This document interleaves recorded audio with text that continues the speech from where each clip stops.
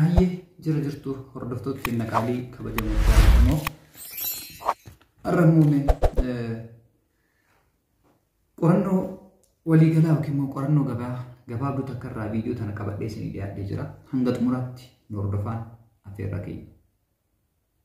Kun miidiyaa Arboor Online School.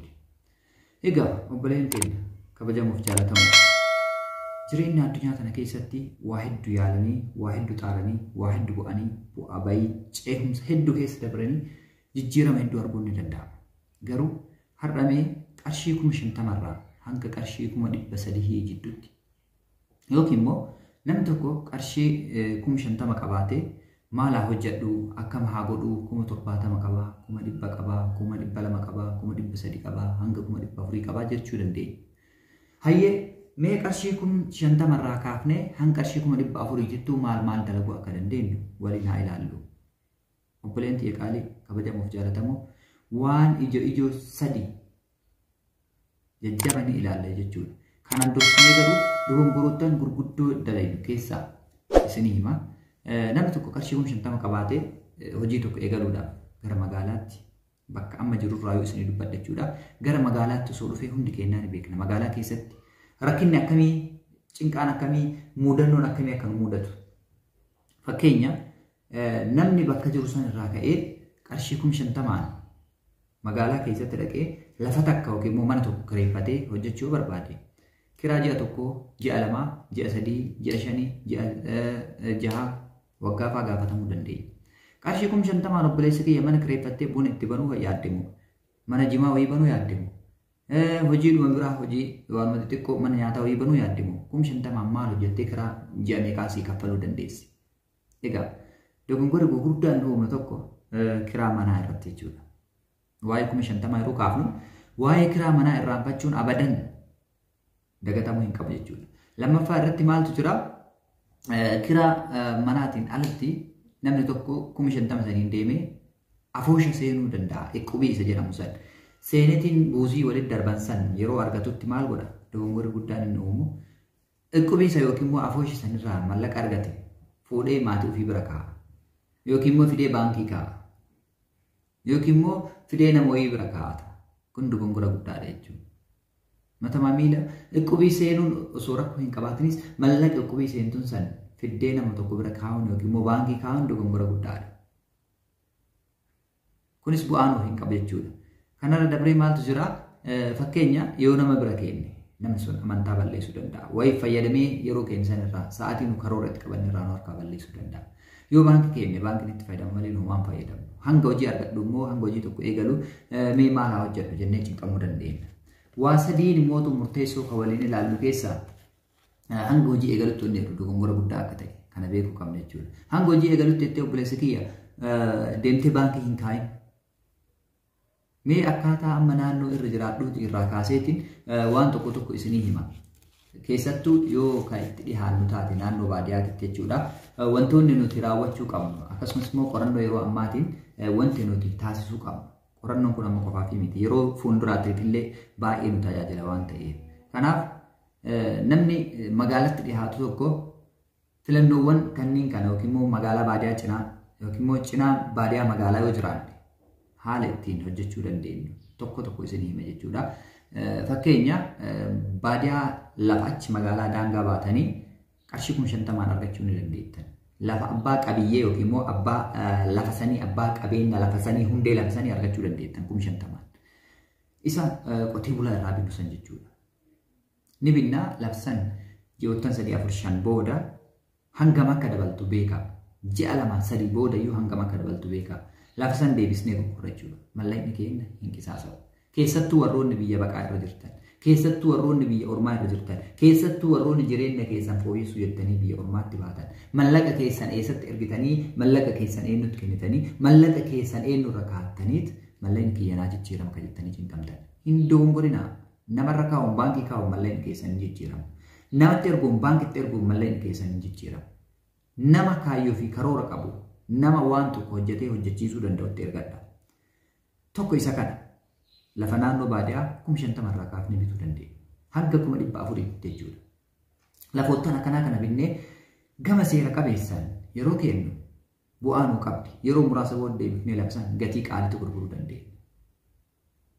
Lammaffaarratti osoo midhaan yeroo gahuu kana binne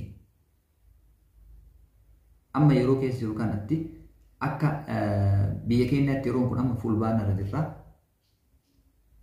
Fulbaana fi onkoloolessa sadaasa muddee amajjiirra jirra amma amajjiirra jirra. Amajjii kanaa fi gurraandhala keessa midhaan haalan dhahamaa, haalan haamamaa, haalan tumamaa akka naannoo itti dhaladheetti isinitti hima jechuudha. Yeroo kanatti odoo deemtee garbuu tokko kiiloo tokko mee fakkeenya kiiloo birrii 20 bitte yookiin immoo 25 yookiin 30 bitte booda bar kiiloo tokkocha qarshii 40 yookiin 50 yookiin 60 gurguruu dandeetta. Yoo xiqqaate parsantii 30 irraa hanga parsantii 50 bu'aa irraa argachuu dandeetta jechuudha. Waan bitte sanirraa. Hin bittaa hin keettaa yeroo facaasan gahetti gara naannoo caamsaa achi yeroo siixu jechuudha. Ebla caamsaa fi waxabajjii keessa achi yoo siixu ufumaa kammaan nama biraatu hin barbaadu. Namuma sitti gurgure santu dhufee facaasaadhaaf sanyiidhaaf sirraa bita. Yookiin immoo qallabaaf maatii ofiitiif jedhee sirraa bita. Ama qarshii 20 yookiin irraa dhipheessan qarshii 30 yookiin immoo 40 itti gurgurta jechuudha deebistee. Parsantii 30 hanga 50 bu'aa irraa argatta. Ji'oota 2-3 keessatti jechuudha. Qamadii fa'aa kanneen bittee odoo keette yeroo amma jalqaba namni yeroo midhaan hunduu ga'u kana gatii rakasaatiin argatta. Kiiloo tokko hanga qarshii 20, 30, 40 argachuu dandeessa. Booda garuu kiiloo tokko hanga qarshii 60, 70, 80 gurgurachuu dandeessa. Baankii keettee bu'aa akkasiin qabu. Obboleessi kiyya qaalee walitti hin dhufu jechuudha. Bu'aa baankii irraa keettee argattuu fi bu'aan kanaan argattu walitti hin dhufu. Tokkoffaa baankii irraa yoo keettu akkaatama amantaa keenyaatiin haala garaagarummaa amantaa keenyaatiin mallayni baankii irra geenyu dhalli isarraa argannu sun immoo akkaataa amantii keenya garagaraa saniin ni dhorkama. Dhala baankii nyaachuu yookiin immoo ribaa nyaachuun dhala nyaachuun ni dhorkama jechuudha. Amantii kam hordofu bakka muu jiraadhu. Wanni kun akkasitti akka dhorkamu amantiin hedduun hin ayyamu waan ta'eef. Itti aanee immoo maaltu jira? Nuti immoo lammaffaarratti kan dalaguu dandeenyu yoo midhaan ta'e tokkoffaan lafa duwwaa yoo ta'e sadaffaarratti immoo mana jireenyaati. Mana jireenyaa kaartaa fi pilaanii qabu jechuudha. Mana jireenyaa sirnaan raggaasifamee maxxanee jiru bitachuu dandeenya. Akka naannoo jiraataniitti ilaalaa gara magaalaatti yeroo dhufnu mana tokkocha bara warroonni abbootii qabeenyaan ilaallatu viidiyoon kun. Garuu isinillee kan ilaallatu akkamitti manneen apartaamaa jajjabaa manneen babbareedoo ilaalame qarshii miliyoona 2 yookiin immoo miliyoona 1.5 fa'aa bittanii gaafa ji'a 3-4 miliyoona 2 fa'aa dabala. Dabalata kan biraa jechuudha. Harka 100 ofii san fa'aa dabala. Miliyoona 1.5 bittee miliyoona 1.5 argattee miliyoona 3 gurguruu dandeessa. Abbootii qabeenya kan ilaallatu kana. Nuti immoo akkaataa adeemsa istaandaardii yookiin immoo dandeettii keenyaa yookiin immoo naannoo keenyaa iddoo itti jiraannuuti qadeemuu qabnu malee ol ka'aniitiin bakka hin dhaqqabne san yaaduun hin danda'amu jechuudha. Kanaaf keessattuu warri biyya ormaa jirtan keessattuu obboleen xiyya qaaliin kabajamuuf jaalatamuun kan dhiiraaf dhalaa kan dhiiga keessan dhangalaastanii karaa miilatiin haa ta'u karaa xiyyaaraa karaa garaagaraatiin biyyoota ormaatti baatan mallaqa keessan baankii irra kaa'uu yookiin immoo nama amantan tokkotti ergitaniitiin naa kaa'aa jechuun caalaa yookiin immoo sibira naa hateettu jechuun caalaa hojii akkanaa kanneen ittiin hojjedha. Lafa ittiin bitaa sadaffaarratti immoo lammaffaarratti midhaan wanta garaagaraa yeroo kanatti yeroo dalagamutti ittiin bitaa hojiilee garaagaraa yeroodhaan gabaa qoradhee kan isinii dhiyeessu ta'a kana qofaami jechuudha. Arboor Online School bashannansiisuu cinatti immoo barsiisuullee qaba. Oduuf odeeffannoo illee kennuu qaba. Oduuf odeeffannoo kennu kanallee immoo isiniin gahaa jechuudha kana boodas. Isa sadaffaa kan manaa kana tolchitanii qixxeeffachuu qabdan. Mana kaartaaf pilaanii qabu tokko yoo fakkeenya qarshii 100, 50 baadiyyaa irratti siixanii argachuu dandeenya. Jira waan ta'eef. Lafa seera qabeessa jechuudha. Ka kaartaa fi pilaanii qabu abbaan qabiyyeetti xumuree kennuu danda'u. Akkaataa humna keessaniitiin ilaalaa madaalaa. Namni hunduu yoo mallaqa qabaatu gara yaada beektu magaalaa guddatti ol siquu laata. Magaalaa tam wayyin. Magaalaa asirra achii bitu wayya. Obboleessi kiyya ati Shaashamannee fi Adaama Finfinnee naannoo bitattee yaadin yeroo hundaa. Magaalaa naannoo kee jiru irratti magaalaa iddoo tee jirtu san irratti illee yaadime. Ni dandeessa bara. Har'a bittee ji'a 3-4 har'aa meeqa akka ta'u beektu. Ati waggaa 2-3 biyya ormaa turtee dhufuudhaaf yoo asitti lafa takka bitatte naannoo jirtu sanitti magaalaa irratti yoo bitatte 200 yookiin 300 yookiin 100 bittee seera qabeettii taatee lafti sun siiteette gaafa waggaa 3 ati dhuftu yookiin waggaa 2 ati dhuftu san bara lafti ati 100 bittee miliyoona galtee si eeguu dandeetti. 500 galtee si eeguu dandeetti. Mallayni 100 sun osoo obboleessa keetti yookiin obboleettii keetti ergatte yookiin osoo baankii keetti kuma dhibbaa fi kudha abbaa 20 fa'aa taate se'eeti. Yookiin immoo 80-70-50 taate se'eeti. Yookiin kumni dhibbi sunuu seenaa taateetiin maqaa fi mataan isii badee se'eeti jechuudha. Kanaaf waliigala waa sadiin kanarratti haa xiyyeeffannu. Kanaan ala immoo odeeffannoo biraa isiniif qabadhee dhiyaadha jechuudha. Arbor Online School irraa waa sadiin har'a isin gorsa keessaa inni jalqabaa lafa duwwaa bittanii yeroo yeroodhaan jijjiiraa gurguraa mallaqa irraa argachuu ni dandeessu. Inni lammaffaan immoo midhaan yeroo gahu kanatti midhaan bittanii kaa'uudhaan ji'a takka 2-3 booda deebistanii gatii gaariidhaan gurguruu dandeessu. Inni sadaffaan mana jireenyaa seera qabeessa qarshii 50 hanga qarshii 400 iddoo kan jiru kan isiniif dubbataa jiru jechuudha. Bittanii keettanii yeroo barbaadanis gurgurtanii bu'aa gaarii wajjin bu'aa irraa argachuu dandeessu. Kanarraaf qabadhe kanumaan goolaa.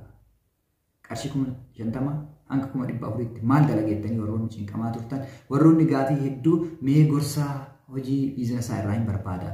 Naaf ibsi, nuuf ibsi, naaf himi jedhaa turtan jechuudha.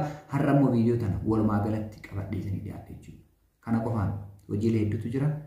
Nu hordofaa Arbor Online School obboleeyyan keessaniifis sheer godhaa. Maal hojjedhu maal haa ta'u maal karaa kamtu na baasaa kamtu na buusaa kamtu naaf ta'a kan jedhu yoo dhabdan karaa Arbor Online School kottaa filannoo keessan haa ta'u. Kana qofaame jechuudha. Xumura irratti tiippinaan isinii kennu.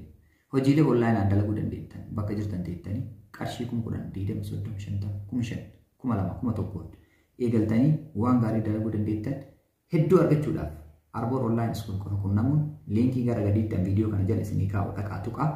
Teessoo viidiyoo kana jalaan isinii kaa'u dhaqaa tuqaa.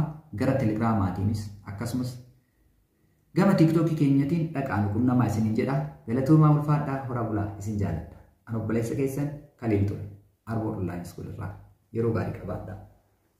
Ija nagaatiin bara nagaa kara nagaatti walitti nu adeemsu. Viidiyoo kanatti aanee dhufu immoo hordofaa isinitti tole yoo ta'e sheer godhaa obboleessa keessaniin gahaa. Yeroo gaarii qabaadhaa isin jaalladha isin kabaja.